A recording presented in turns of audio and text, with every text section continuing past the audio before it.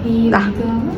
Assalamualaikum warahmatullahi wabarakatuh. Selamat pagi teman-teman semua. Di sini perkenalkan saya dari perwakilan kelompok 7 yang beranggotakan saya Anggita Aulia Khairunisa dan rekan saya Mila Sulfanda, lalu Misya Resta Effendi, dan yang terakhir ada Nasya Putri Gunawan. Di sini kami akan membahas tentang penerapan konsep estimasi dan statistik pada berbagai studi kasus. Di sini ada 3 pokok pembahasan. Pada pembahasan yang pertama yaitu membahas tentang estimasi vaksinasi COVID-19 DKI Jakarta. Yang kasus kedua yaitu quick count pemilu. Lalu pada kasus ketiga yaitu analisis histoprogram IP semester mahasiswa. Lalu pada kasus pertama di sini menjelaskan estimasi vaksinasi COVID-19 DKI Jakarta. Sasaran populasinya itu berdasarkan data BPS pada tahun 2021 yang berjumlah 10,56 juta jiwa dengan usia di atas 12 tahun dengan persentase 80%. Outputnya yaitu 8,45 juta jiwa. Kapasitasnya fasilitas vaksinasi mencapai 2000 titik aktif dengan kapasitas layanan 100 orang per hari per titik. Outputnya menghasilkan 200.000 dosis per hari untuk dilaksanakannya vaksinasi. Lalu pada realistis operasional kehadirannya mencapai 80% dengan efisiensi sistem mencapai 90% dengan jadwal 6 hari per minggu dan menghasilkan output kapasitas terreduksi. Setiap individu membutuhkan 2 dosis vaksin dengan interval selama 28 hari. Di kasus pertama, kita punya hasil estimasi vaksinasi dengan tahapan pertama itu ada di kebutuhan totalnya yang kita jumlah dari 8,448 juta jiwa dikali dengan 2 dosis itu menghasilkan 16,896 juta dosis totalnya. Tahapan keduanya ada di kapasitas efektif per harinya dengan 200.000 dosis dikali dengan 80% kehadiran dan juga 90% efisiensi sistem, maka menghasilkan dosis per harinya itu 144.000.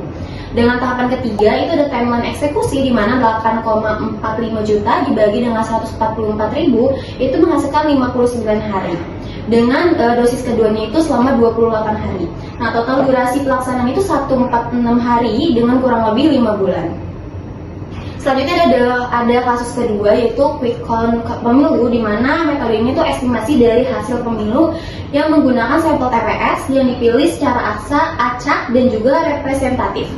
Nah, tujuannya ini untuk memberikan gambaran dari hasil pemilu lebih cepat dibandingkan dengan perhitungan resmi dari KPU. Lalu di sini ada kasus kedua, celah manipulasi, yaitu ada 4 modus metodologi quick count. Yang pertama itu ada sampel bias atau desain sampel, memilih TPS tidak acak, sengaja menyasar daerah kantong suara tertentu, misalnya tuh overrepresentasi wilayah perkotaan. Lalu kedua itu ada penentuan strata tidak seimbang seperti sengaja mengeluarkan wilayah 3T, yaitu tertinggal, terdepan, dan terluar dari kerangka sampel. Lalu ketiga itu ada data lapangan, yaitu petugas memanipulasi angka C1 sebelum dikirim atau menahan pengiriman data dari TPS di mana kandidat kalah. Lalu keempat itu ada pengumuman selektif, yaitu mendeklarasikan kemenangan prematur saat data baru muncul 30%. Lalu memanfaatkan momentum dari kantong suara spesifik yang masuk lebih dahulu. Lalu di sini ada kasus ketiga yaitu analisis histogram IP semester. Di Prodi B itu ada puncak atau modus terkonsentrasi di IP 2,5 sampai 3,5. Karakteristiknya itu 17% mahasiswa memiliki IP di bawah 2,0, konsentrasi tinggi di 0,0 sampai 0,5. Menjadi sinyal masalah di akademik serius.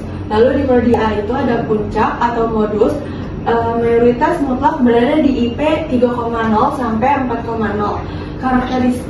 Karakteristiknya itu lebih dari 75% mahasiswa meraih prestasi tinggi, hampir tidak ada mahasiswa dengan IP kritis 1,5. Lalu di sini ada indeks prestasi semesternya.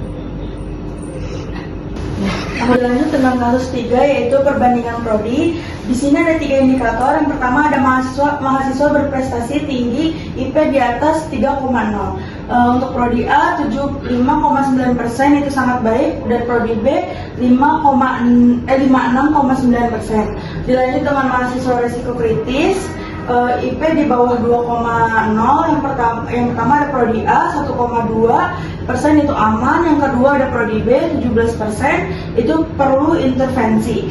Dilanjut dengan estimasi rata-rata IP, yang prodi A itu 3,3,35, yang prodi B itu 2,7 sampai 2,9. Prodi A secara statistik lebih unggul prestasi akademiknya. Oke, dilanjut dengan kesimpulan, berdasarkan hasil pembahasan, estimasi menunjukkan vaksinasi COVID-19 di DKI Jakarta dapat diselesaikan dalam sekitar 5 bulan.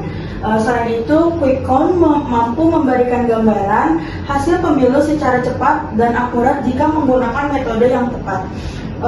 Terus yang terakhir ada analisis histogram IP menunjukkan bahwa Prodi A memiliki prestasi akademik yang lebih baik dibanding Prodi B.